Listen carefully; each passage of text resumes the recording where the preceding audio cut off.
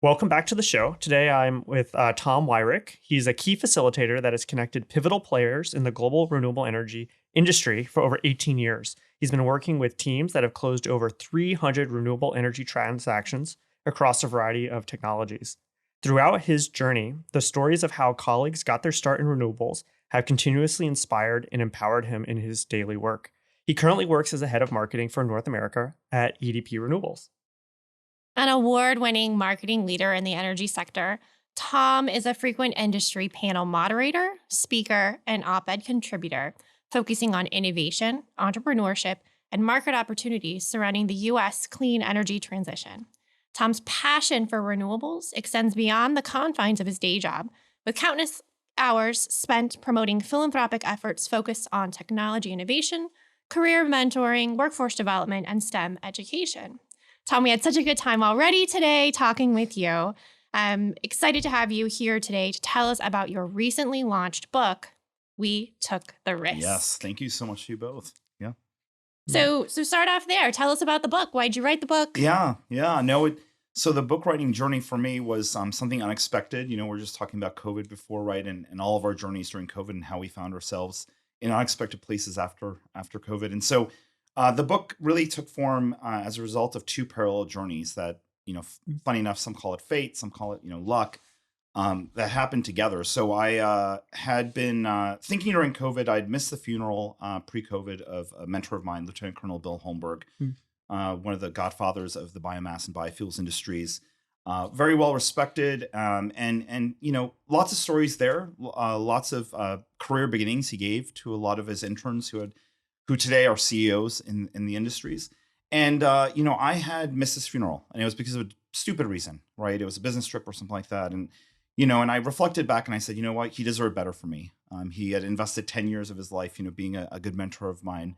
So I decided, let me write an op-ed. Let me capture the stories of what he did and how it's impacted industry today and how people still can feel that impact in their day-to-day jobs. And so I started interviewing a lot of his former interns, right? These CEOs who had tons of great stories. I'm like, I wish I knew about this before when I started, right? So that was going on one side. And then the other side, I got pursued by a professor called Professor Eric Hester from Georgetown University, who had started up something called the Creator Institute, which was the institute under the McDonough School of Business there at Georgetown that was focused on creating new first-time authors who would take a big idea and make it into a book. And he had been pursuing me for 4 years saying, hey, you have a story to tell in renewables. And I was like, listen, I have a real-time job. I'm a horrible writer. Marketing's ruined me. I can do bullets. I can do ad copy, right? I can do fancy PowerPoint slides, right? But writing story, no, I can't do that. And so he pursued me for 4 years. And funny enough, that first week that I started writing this op-ed for Bill, he reached out again. And this time he said, hey, you have a story to tell. And I felt like it was Bill, from above saying, hey, do it. And lo and behold, here I am a year and a half later. I said, yes, I took the risk. I, wrote the book and, here I am.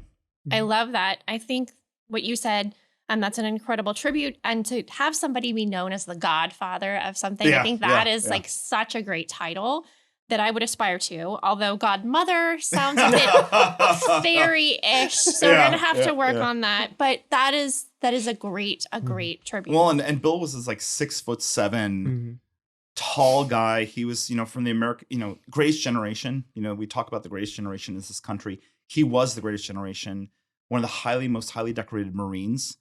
And when you looked at him, you saw, okay, this is why we're such a great country. This is why we have so much potential.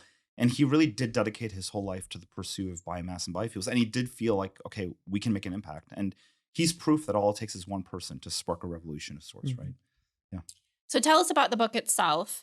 Who is the book for? If someone has never heard of it or you before, how would you describe it? Definitely. Well, I think the best way it was described was a good friend of mine here in Houston, Kay McCall from the Real Houston, from the Renewable Energy Alliance Houston, said, Tom, it's like a book where it's almost like we're having a coffee chat over breakfast and you're telling me about the renewables industry. And so the book really serves two purposes and two audiences. I would say the first audience is for those coming into the industry. This is my way of saying, hey, we're wide open. We're an open book, no pun intended, for anyone coming in from the oil and gas industry or from elsewhere, especially from the tech industry right now, right? We've been reading headlines about Twitter and other folks leaving the industry, looking for another industry to put their passion in. We're an industry that's open for business. We're an industry that's accepting of all skill sets. We need all these skill sets, right? We're actually hiring as many people as we can right now. And we're still coming up short, just like the rest of the energy industry. And so this book is meant for those people to have almost a Cliff's Notes version of coming into the industry, knowing the jargon, knowing some of the stories behind why we do things the way we do, and really also seeing themselves in the industry. You know, one of the most enlightening things someone told me the other day, and this was more from an ED&I perspective, but I think it applies here well too, is in order for you to succeed somewhere in an industry, you have to be able to see yourself in that industry, right?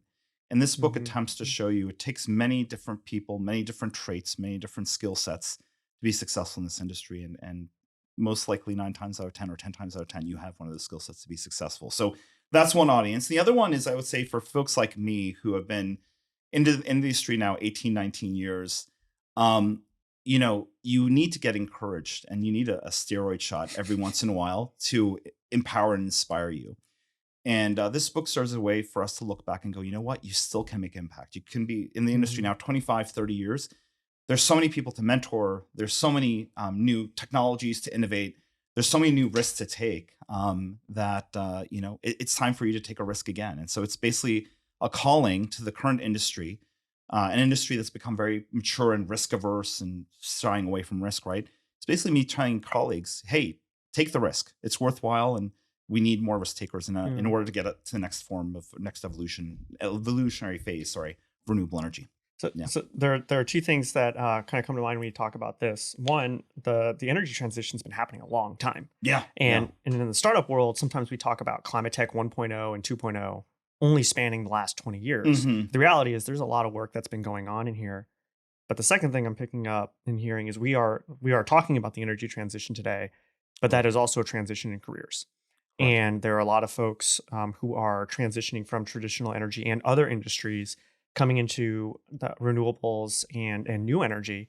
And this is a common question we get all the time. How do we get involved? How do we jump in? And this book is the guidebook to make that leap and become inspired for people who are mid-career, but also people who are entering the industry who may have started their college careers thinking, I'm going to go to traditional energy, but wait, there's a transitioning happening. Let's get inspired and make that left turn into energy transition technologies. And so this is the right time. And I think one of the things that I appreciate about taking risks is knowing the right time to take risks. Correct. And coming out with this book today, now is the right time. Right. 100% agree. Yeah. And I include in the back of the book a resources section on like all the, I call it the cult classics, all the books that, you know, if someone told me, hey, to design a curriculum around renewables, you know, what would I read? What would I encourage folks to read? Also in the acknowledgments, I go through a litany of folks who I couldn't get to in the book that deserve laud, right? That again are what I compare it to is like dropping breadcrumbs. You know, the book couldn't go through 100 executives that I interviewed, but it does drop breadcrumbs for you to do your own research. And like you said, figure out who is that mentor in the industry that can help guide you into the industry and get you your Rolodex started. Yeah. So how did you get started in the industry? Oh gosh. So, just like everybody else, I fell into it, right? You know, it was one of those situations of being at the right place at the right time and knowing the right people, right? So, I had just come fresh from Silicon Valley. It was the second bubble burst, so 2003, 2004. You know, packed up my 4 boxes. I was in my 20s. I'm like, you know, thank you, California, but that's it for my California dreams. I'm moving back to the East Coast. Came back to DC, which is where which was my, oak tree of sorts where I had my contacts from college. And was sleeping on a friend's couch. And back then it was a different job situation where you would interview in person. You most likely walked away 2 to 3 offers, and then you would figure out what to do. And that would take maybe 2 weeks, right? So it's totally different times. And at the end of my stay, my friend Jody Roussel, who I was staying with, said to me, hey, I work for this nonprofit called ACOR, the American Council on Renewable Energy. There's only 2 of us. We have the first ever policy forum on renewables. Do you know what renewables are? I'm like, yeah, on satellites, knew a little bit about it, but not a lot. She's like, well, hey, you have PR background. We have all these sponsors. We have media coming. Can you, even though you don't know about renewables, you have the skill sets you need to help me. Can you just come on site on Capitol Hill and help me run this conference for 2 days? So I was like, of course you let me sleep on your couch for all this time, and so I remember running to the store to get like fresh underwear and, and clothes, right? Because she didn't have a laundry facility. And so I'm like, "Hey, I'm ready." And what I walked into, unbeknownst to me, was into an industry that I just fell in love with. Mm. I love the energy. It was very entrepreneurial. It's still like the Wild West a little bit. Lots of ideas, lots of folks speculating on things. Wall Street was just then starting to look at renewables. So they're trying to start to think about innovative financing. And there's just this energy and passion and belief that people had around you. And it's one of those things, you walk into this room filled with energy and you're like, oh, I want into this, right? So I remember helping her out and then going to her boss, the next day after the conference ended and pitching him and saying, you have to hire me. And he said, well, I don't have the money to hire you. I'm like, well, we'll figure something out, but you need to hire me. And yeah, and that was the first year of 12 years at Acor, growing it from a 2-person organization to a 50-person organization, from $250,000 to over 15 million, right? And really growing out in Oregon and finding an industry that I really loved and find a passion in. And I think that was key, is seeing also a career in front of me. I think that's a big key of attracting people into this industry, is to give them that vision of, hey, this is a lifelong career and a lifelong passion you can pursue. Yeah. So I love that story, because so much of what you said about the energy in Yeah. the energy industry and how people were just starting to pay attention, and that you could just like feel the excitement and the opportunity. I feel like we are in one of those spots again Mhm. today. And that, industries, especially in energy, they rise and they fall. And sometimes it can be a not so fun roller coaster. Not at all. But right now, and your book is very like perfect timing, talking about how we're in that space again and how the stakes are higher, right? Mhm. There are so many other things going on in terms of climate, in terms of energy, in terms of geopolitical, national security. So with your policy background as well, like, how do you see things falling into place right now? And I love how you use the word roller coaster. So the third chapter is called The Roller Coaster. And it was a collaboration I did with Michael Liebreich, who started up Bloomberg New Energy Finance. And we broke up this roller coaster into five phases, actually, right? And I would say we're entering this phase now that the IRA gave a much needed injection of energy and stability for the next 10 years, right? And that's what we needed as an industry. We needed stability. Mhm. But there are, I would say, 3 challenges that still need to be taken on by policymakers, right, in order for us to succeed. One of them being transmission, right? There should have been an investment tax credit carve out in the IRA to help transmission build out, because we can build as many solar farms and wind farms as we'd like. If we don't have the transmission, though, in place, it's not going to help us, right? The second thing is supply chain. That is something our policymakers need to figure out, right? We have the China tensions right now on trade, right? We have various, the Oxen trade case and find the Investment Trade Commission and so many other things going on. We have to figure out supply, and that means supporting domestic supply, but understanding that domestic supply, even in the most Pollyannish Mhm. views of like, let's get something ready in 2 to 3 years, it's going to be most likely 5. And that's me being really positive, right? We hear good news. We hear First Solar. We hear many others opening up factories in Alabama, Georgia, and many other places, right? So I think Enel just announced they're going to be opening up a new Yep. factory in Alabama, right? So we hear these good stories. Question is, what do we do in the short term? And that is looking at Southeast Asia, right? And making sure we have policies in place that allow cost-effective solar panels and other technologies to come in to, stopgap that supply gap. The third issue is on the ground level, permitting and siting. Mhm. I cannot tell you how many of our developers, especially at EP Renewables, out the door waiting in lines and queues just to get permitting and siting done on a local level. So that means working with public utility commissioners, regulators, folks on the ground to make sure that we can, really speed up those queues and get to work. And this ultimately, all these policies around these 3 issues then ties to workforce, right? And workforce development, which is another area where we need more positive policies in place to really encourage workforce development and workforce education, because we have an opportunity here to take many segments of society who have been tied to traditional energy and say to them, hey, here's a new life, here's a new career can begin, but we have to educate them. We have to give them the tools they need to succeed. But yeah, I would say those 3 policies, though, if we could figure out the transmission, supply chain, and permitting siting side of the industry through policy, would be golden. Mhm. Yeah. And Yeah. and I think I'm hearing there's kind of 2 sides to a coin here. There's risk, but Yeah. there's also stability. Correct. And policy gives you the stability you need to take on the right risks. Correct. And I think a lot of times when we see founders who are trying to build a new business, they have too much risk. There's policy risk, Correct. market risk, technology risk. You got to localize it down to one or two risks you take that can 100%. create the value. And policy kind of creates that bedrock or that stability where you can build new businesses and bring to market new technologies. And it's all about calculated risk, Yeah, right? And I think exactly. policy, it's either, it's funny, you never in a perfect situation, we do a startup, right? You never have perfect financing, perfect policies, perfect market in place, right? Or and perfect technology, right? Those four.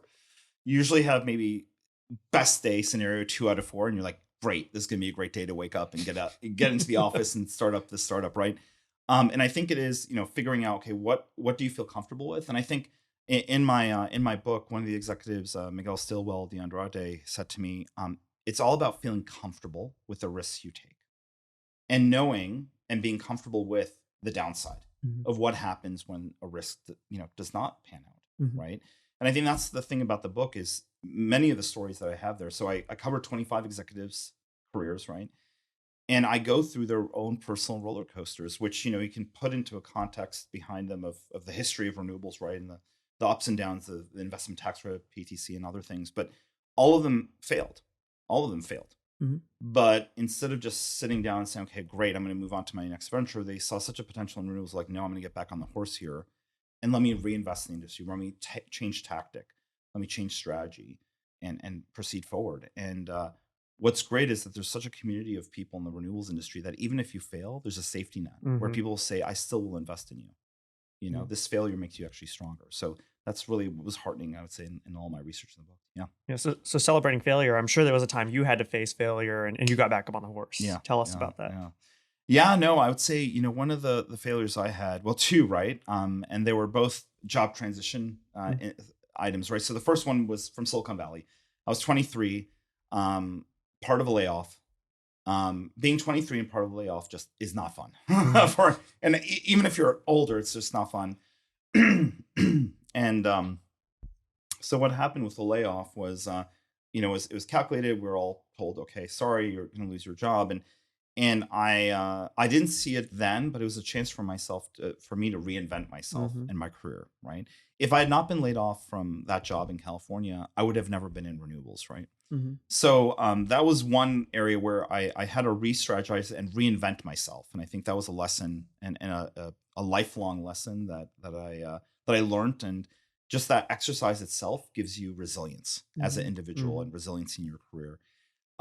Second time, again, related to, and these were the two times I failed, right, in my career. I had been at a great job for an Irish infrastructure fund in New York.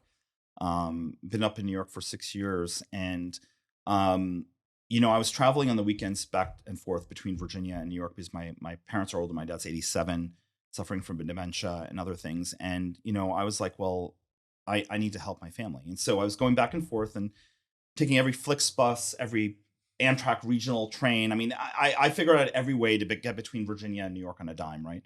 And so I went to my HR department up in New York and I said, listen, I need you to figure out, can we do some remote work or hybrid work, something, right? And they said, well, we don't encourage that and we don't do remote work or hybrid work. Mhm. And it was the first time in my job that I kind of looked them straight in the face and said, you know what? You're asking me to choose between family or career, and I'm choosing family. Mhm. And I'll choose family 10 times out of 10. And they kind of, like, okay. And so I resigned. Lo and behold, a month later, COVID hit New York. Mhm. And my good Catholic mother said, see, now they all have to work from home, right?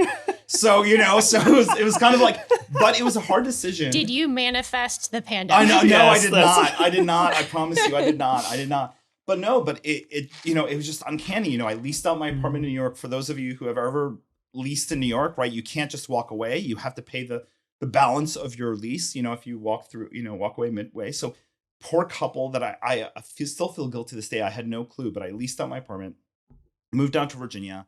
I was like, okay, step one, did that. Mhm. Step two, find a job. So, how do I survive? And so I found a job in renewables with a local solar company called SunTribe. Fantastic team, very entrepreneurial, small, from Charlottesville, Virginia. And their biggest customer base was public schools. Mhm. Now, you have to understand, this is COVID. public schools were scrambling around trying to figure out how to get virtual education going. There I was pitching solar to public schools during COVID when they're looking at their budgets going, dude, we're trying to find money for iPads and getting Wi-Fi to these kids in rural areas. And so it was really funny. I not funny, but I learned sales skills by going to these school boards, virtual school boards, of course, and saying, listen, you can find the money you need by going solar, save money on energy costs, and then dedicate that money towards virtual education. So again, not the best of times, but I did that. Unfortunately, just the job didn't work out. It just wasn't me. My CEO back then and I had a very good heart to heart and said, hey, this just is not working out. Again, not a great situation, but again, it builds a resiliency to recognize when things are not working out and when to be able to walk away and be at peace at it. So we did that. They took care of me till the end of the year. I'm eternally grateful to them as a result. I mean, good team, good people, right? And a month later, Rich Dover from EDPR gave me a call saying, hey, I'm looking for marketers. We don't have any marketers here. What would it take to poach you? And I'm like, well, not a lot. And there I am. And here I am in Houston today working for EDP, right? So it just shows you have to be open. Sometimes in life, doors don't open, but windows do. And you just have to, build a good ladder of hard work and jump through that open window. Yeah. So we got to ask about Houston, right? This podcast is focused on the good things that are happening in Houston. So you are new-ish to Houston. Yes, 2 years. I want to hear your story about your first week in Houston, but also what's it like being a renewables guy in the self-proclaimed energy capital of the world that has so much of an oil and gas history? Like, what has that been like in the, what are we now, 3 years? 2 years. 2 years? I can't 2 years. count. It's I like don't know what almost year 2 it is. years. 2 years. Right. I'm giving myself a couple of months, but I would say 2 years. It's been great. I mean, first of all, it's only been 2 years, but I do call myself a proud Houstonian. I live in the Montrose Hyde Park area of the city.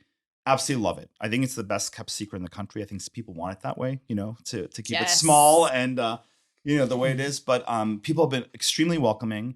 And I think, it almost ties back to being a Texan, as long as you're a good neighbor, you do good work, you go out there considerate, thoughtful, and you come to create an impact, I think you're welcomed with open arms. And I think that opens up to the oil and gas industry, also the traditional energy industry. Same thing. I think, for someone who's in renewables, I found Houston very accommodating to it.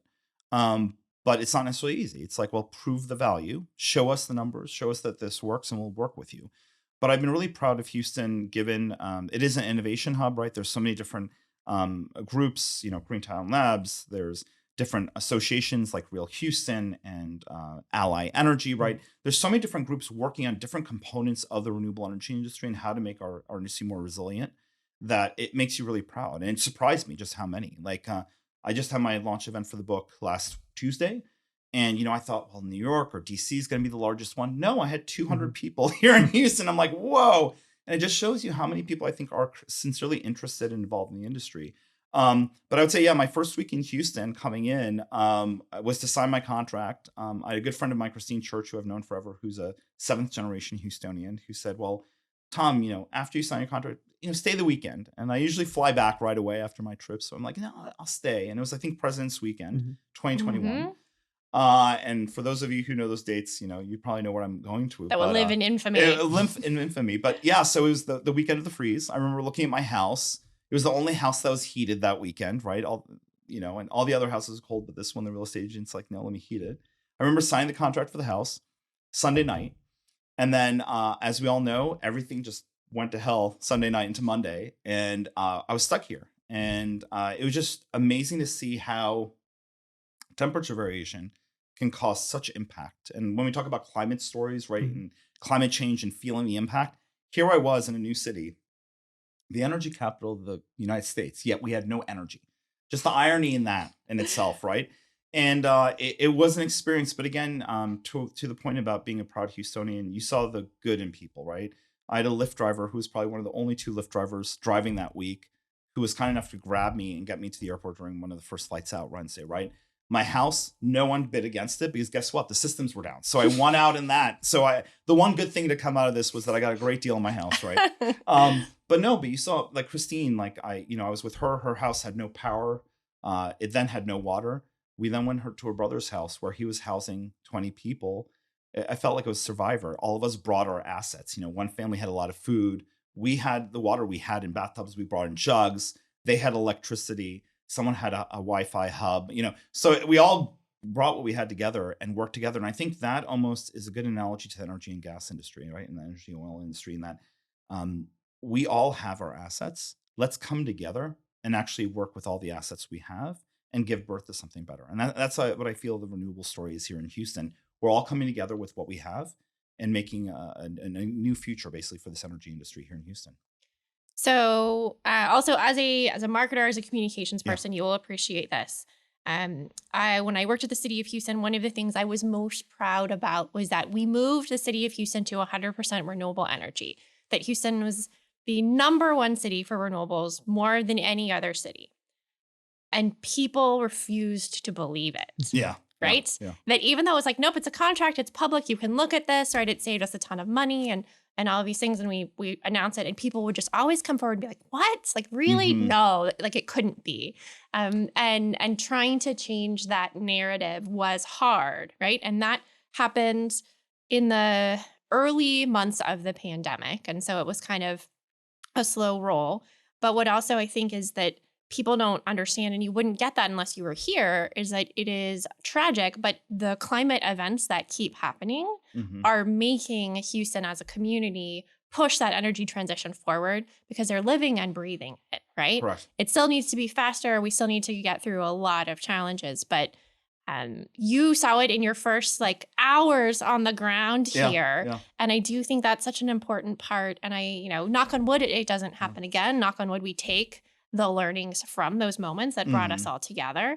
And I do think you feel that when we talk about the energy transition, it's this kind of challenge like the space race, right? Like Yeah. Houston also put man on the moon. So we do have this kind of feeling, oh, we can do this. But we need more people like you, I think, coming to Houston to help write books if that's what we need, kick Yeah. us in the right direction. Well, and we can all make a difference, right? And it doesn't take a lot of work, right? So when I moved here, I signed up for Power Wizard, right? I had not been used to choosing my own utility, right?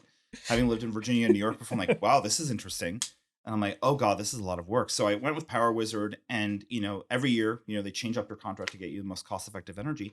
Shockingly, this year they all of a sudden come back to me and said, hey, we're signing up for Clean Skies. It's the most cost-competitive energy, and guess what? You're being powered 100% by wind power. I didn't have to put solar panels on my roof, right? I didn't have to do anything. I just tapped into the most cost competitive energy, right? So it just shows you by me doing that, by me, just citizen Weirich, right, living in Montrose, I was able to do that without making a lot of effort. Mhm. And so we can all make that difference, because that kind of support then helps develop these wind farms, these solar farms, and other things. And that's why community solar and programs like that offer, especially low to medium income houses, access to clean, reliable energy is so vital. Because at the end of the day, you and me can afford it. There are many people that have to choose between, do I heat my house or do I put food on the table for my kids? And that's why there's so much power in community solar and those kinds of programs that give you access without having to invest directly. So you talk about EDI, Yes. right? First of Yeah. all, tell us what that means. Equity, diversity, and inclusion. Mhm. Sometimes they call it DE&I. Right. Yeah. And There's every and also combination you now can it imagine. is DEIJ, right? Oh, We're gosh, adding in with the climate justice, justice, right? Yeah. So talk about that and how it pertains to your book and your own Yeah, kind of journey. yeah. I mean, you talked about it a little bit about energy burden and communities Correct. and low income. How do we help offset costs of energy, clean energy to the communities that need it most? Yeah, it's all about access at the end of the day, right? Well, what's amazing with the book, right? So when I was writing the book, I was trying to be really thoughtful, and it was a hard exercise. When I was looking at the original risk takers, right, and when I developed my list of 100 executives to interview, I wanted to make sure there was a gender parity in the book. I wanted to make sure there was also diversity and background, but diversity not only from a racial perspective or education perspective, but also socioeconomic. Mhm. I feel there's a big socioeconomic divide in the country, and I really wanted to tap into that. So, of the 25 executives, I tapped into that, and I when I filtered out down to those 25, I made sure to represent that. And I feel that the book gives you the foundation. And in my New York book launch, it was interesting that the ED&I question came up towards the end, going, well, that's great. It gives us a foundation. What's next for our industry? And I think what's next for our industry is if we truly are an industry that believes and espouses the values we do about clean energy and doing good not only for the climate but for our economy. I think that has to translate to ethical values, right? What does that translate to? That is, reliable energy for those who need it, right? It's workforce opportunities. And, someone said it the other day really well. It's really easy to hire somebody like yourself, Mhm. right? It's harder to hire somebody that's not like you because it takes a lot of investment on your time and it challenges you as a professional, as a manager, right? So that's something important we all have to adopt, right? It is about providing those mentorship opportunities. All it takes is 15 minutes a week to make a difference in my life, right? And that, I'm a product of that, right? And so many other people are. So, it again goes back to, if we want a just and equitable approach to things, all it takes is for you to start it in your own work environment, right, and go from there. But I think it translates into financing, and how we finance projects, especially around community solar. It ties into policies, with transmission build out, especially in urban areas, right, and promoting community solar. And then ultimately, it does talk about technology and access to technology, and how do we make sure that not only putting solar where it's needed, but also storage, right, and creating Mhm. microgrids and hubs of resiliency for communities that are prone for climate change, right? So it takes all of that, I think, to really get on that, get on that journey. I agree with you so much. And when we talk about climate tech, we talk about investment, we talk about the new technology. Correct. And sometimes we have to take a step back and think about it from a community perspective, Hmm. from a national and like a global perspective, right? I just got back from COP, and the Yeah. big push this year was around justice and was around Hmm. how do we take into account the um, countries that are absolutely hammered by climate change, that are Hmm. not responsible for the emissions that came from the industrial world. They are having incredible population growth. They need more energy. How can they afford more energy, more clean energy, Correct. but also, how can they build the resilience to stay in their homes? And when we think about, though, coming back to Houston, looking at it at the micro level, we're talking about businesses, right? You've Correct. got a bottom line. You've got investors, you've got people to Hmm. pay, and that we want to get the technology viable, but also how do we do it fast enough to solve this global crisis? And And I'm answering not the expecting yeah. you to have the answer, No. but I welcome it. I Yeah, think yeah. you've got one. Well, and you have to ask yourself, why are we doing this? Mhm. Right? Why are we doing this? Right? And to your point, especially on population, right? So coming out of COP, some of the most interesting studies have been that even though these huge population centers are growing, they actually are not impacting climate. It's actually the top 5% with the top 5 economies that are actually affecting climate. People in those regions have so little resources that Mhm. they actually are working off of a fraction of the energy we work on. So the question is, how do we both grow a technology that's going to help humanity, but do it in a way that's less energy consuming, right? Right. So it's this really interesting delta of figuring out how do we accomplish both at the same time. Um, but no, it's the COP and redistribution of resources, all that. It's a hard question, right? I mean, my background, my parents escaped communism, so anything that smells like socialism, I'm like, heck no. But there is a You'll do well way. here in Texas. I was gonna say I'm like, oh heck no, right? Mhm. And having lived through it, anything that reeks Mhm. of communism, socialism, like equal distribution, I'm like, okay, it doesn't work, right? But I feel that there is a happy marriage of capitalism and social good, Mhm. and figuring out how can we work to and have both of them kind of intersect at a good spot. So not the direct answer you're looking for, I think, but at least some of the breadcrumbs on how to answer that question. Yeah. And appropriately a very Texan answer. So Yes. I like it. So I'm happy. I'm absorbing the Texan ways, right? I'm osmosis. Yeah. So you talked on a few technologies like or infrastructure like transmission. Are there some technologies or initiatives that really get you excited today? One of them is a surprise. So storage. Mhm. Excited beyond belief. It's not the most sexiest thing, but it's the most needed thing, right? And so storage excites me. Here in Houston, right, we have Key Capture Energy, started up by Jeff Bishop, who's in the book, right, who graduated from Rice University, so homegrown, one of our homegrown CEOs. And there's so many stories about different startups and groups here in Houston, really revolutionizing the renewables industry, which makes me really proud.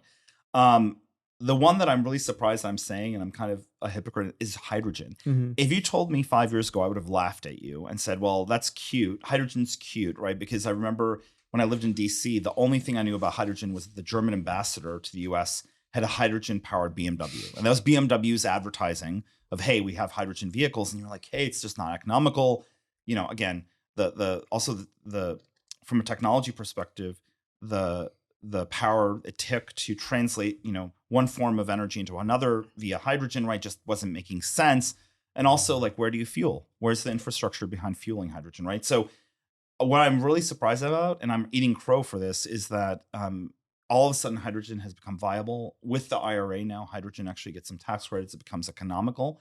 And for those industries like the steel industry, like the cement manufacturing industry, those high heat, high intensive, energy intensive industries, this actually is a great opportunity to become at least a little more carbon neutral, or mitigate carbon emissions, right? And turn it into some form of storage of energy that could be used transportation wise, powering wise, you name it. So I'm really excited about hydrogen. I just need to see things happening, right? So there's 3 projects I know that we're building at EDPR. One's a former 100 megawatt coal facility that is being turned into a hydrogen facility. It's really exciting. But you do hear of projects mostly like in the 1 to 1.5 megawatt range here in the US being built by various entities. And I think that's going to be exciting.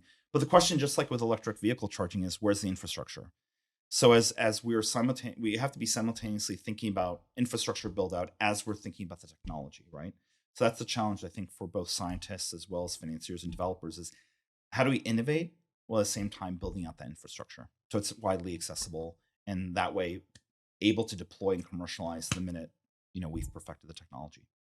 Houstonians are so excited about hydrogen, right? Yeah. They want to make the H in H-Town stand for hydrogen, and you can just go to the traditional energy conferences. We have one every week, and people will talk about energy transition, and then they talk about hydrogen, and you can just tell like they can wrap their heads around it. This is an industry that is like what they've done for a long time, and they want to see it happen. But like you wisely said, like, are we actually doing stuff? And, right? and what facet of hydrogen are you involved with, right? It's like a buzzword. It's like this exciting buzzword, and it's actually a whole industrial sector. So are you involved in the storage of it, the transportation of it, the production of it, right? What phase of hydrogen are you involved with? And that's where we need these smart people that are smarter than me, these smart engineers to come in to solve. Not to mention the rainbow of colors, of options of hydrogen. So a question for you. Green hydrogen. Yes. Hydrogen renewables, power to X, like plethora of opportunities there. But we also need those we need that clean energy on the grid. Correct. So which comes first? I think it's going to happen at the same time. Blue hydrogen, which is a nice way of calling just gray hydrogen, or, blue hydrogen and green hydrogen. I just. But please describe it for us. What is blue hydrogen? I'm sorry. Yes. So green hydrogen is hydrogen that's produced 100% from renewable energy sources. Blue hydrogen is hydrogen produced from traditional energy sources, right? I think you're going to come into this industry with both. It's going to be a question of policies, of which incentivizes, which policy incentivizes what. Ultimately, I think we're going to come in with both. But what's going to happen is, as we build out more transition lines, right? So, for example, if you want to produce hydrogen with wind, because wind blows mostly at night, no brainer. Let's produce hydrogen at night. But the problem is, your wind farm is in the panhandle, hundreds of miles away from any transmission load or pipeline or whatever you want to call it, right? So, question will be, the timing of things. But I think it's going to be blue and green coming in together into this industry. And as the transmission and pipelines get built out for green hydrogen's transmission, then we're going to ultimately go all green. But I think just like with everything, it's going to be a combination of both. And I think that's going to also help us perfect hydrogen, right? Because you'll need scientists on both sides figuring out, okay, how do we perfect hydrogen? How do we make it economical? How do we make it at scale? How do we make it safe? And especially in the transport of it, we want to make sure it's safe. And then also, how do you liquefy it? How do you transport it in ships, right? Right now with the war in Ukraine, I think we're trying to figure out how many ways can we help Europe right now through their energy crisis. And I think hydrogen is going to be one of those big answers. Yeah. I think it's funny for me to think about how I've been pushing for, we need renewables to power the grid for a very long time. And now there are folks in the industry, the traditional energy industry, that are excited about renewables because they want to take that energy and turn it into hydrogen. Yeah. And so it's not wrong, right? It's not an either or. We need both, but it's like, but we just jumped an entire type of industry.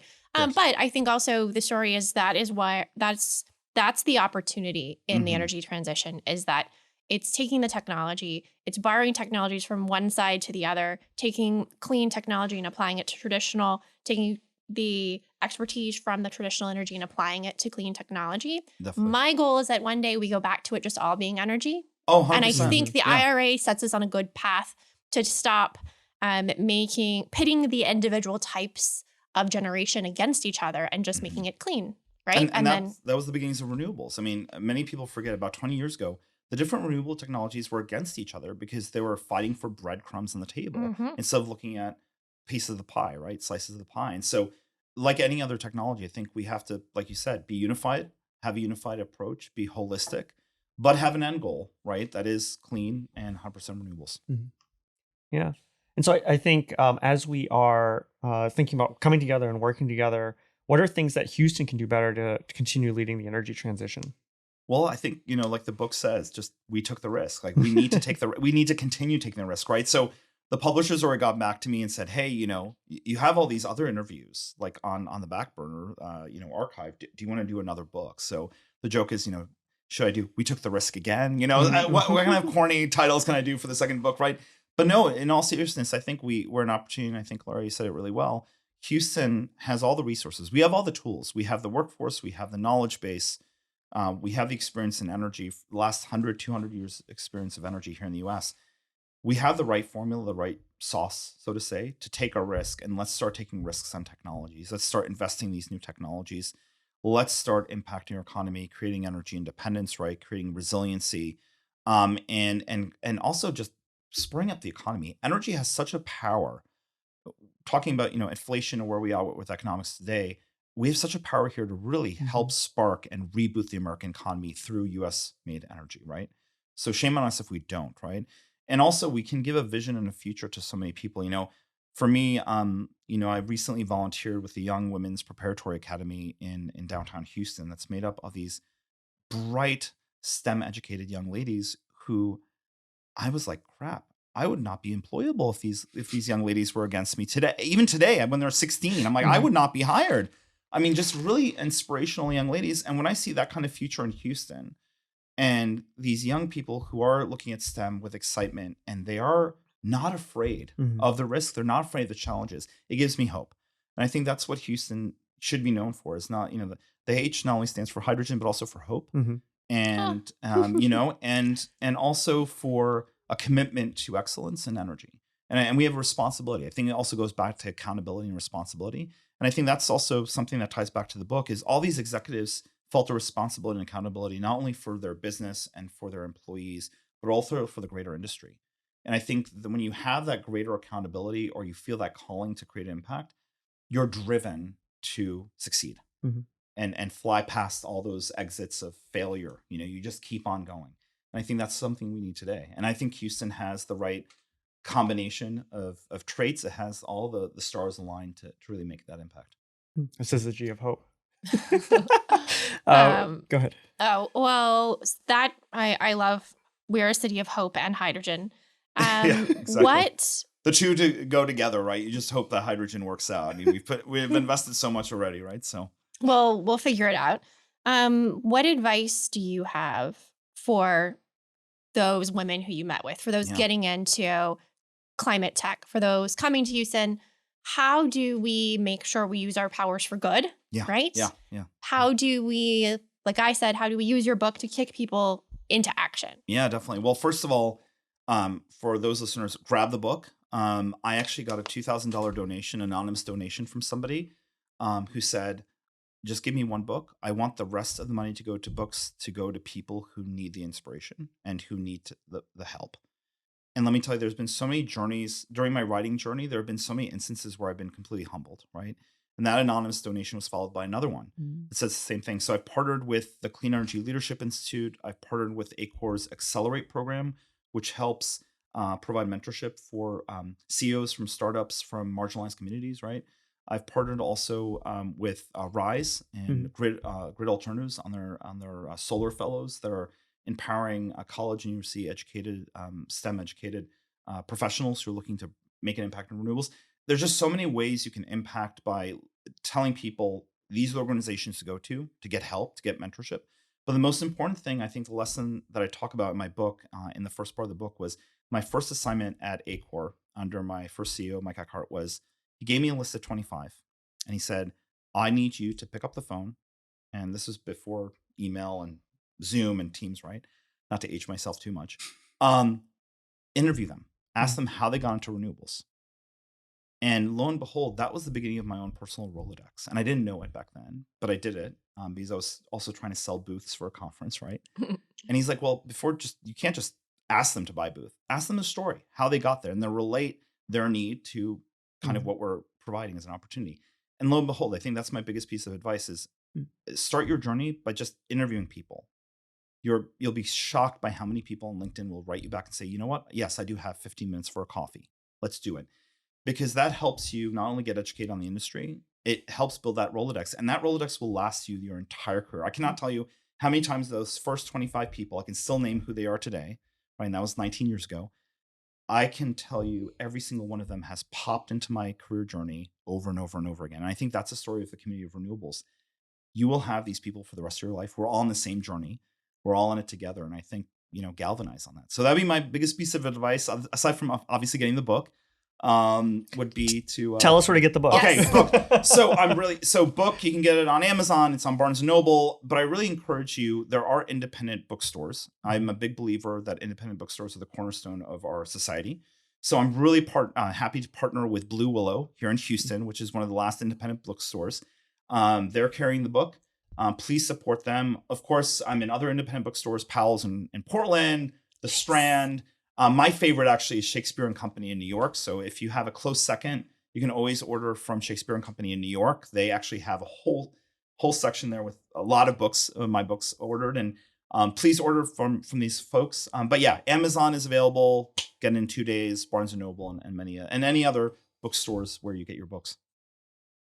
Is there anything else you want to share? Listen, I think, I invite people to join my journey. So a lot of this, I've been posting on LinkedIn and social media about all these different phases of my journey. And people come back to me saying, just as cool as what you say just as cool as the book is how you came to write the book and who you encountered and how you did it. And so I do have a blog for my book website. So the book website's called, it's www.wetookthe.risk.com, just the title of the book. And there is a blog there where it kind of documents how I wrote the book. So if anyone listening wants to write a book, I show my whole story of how I wrote the book, because it is a whole other industry. It's been fascinating just to learn about another industry, right? And again, there's just so many people to thank along the way. But I welcome everybody to join that writing journey and the continuation of my writing journey moving forward. All right. Well, thank you, Tom. Yeah. This is great. Yes. Thank you so much for joining us. I hope you have a happy Thanksgiving week ahead of you. Thanksgiving, thank God. It's finally here. We all need it. I think it's been one heck of a year. But it's been crazy, right? Poof, 2002. Yeah. 2002. My God. 2022. Yeah. Who knows? Yeah. Time is fluid now. 2022 is fluid. Exactly. You're going back and forth. I'm going back and forth. But it's been great conversation with you both. Thanks again. Yeah. Cool.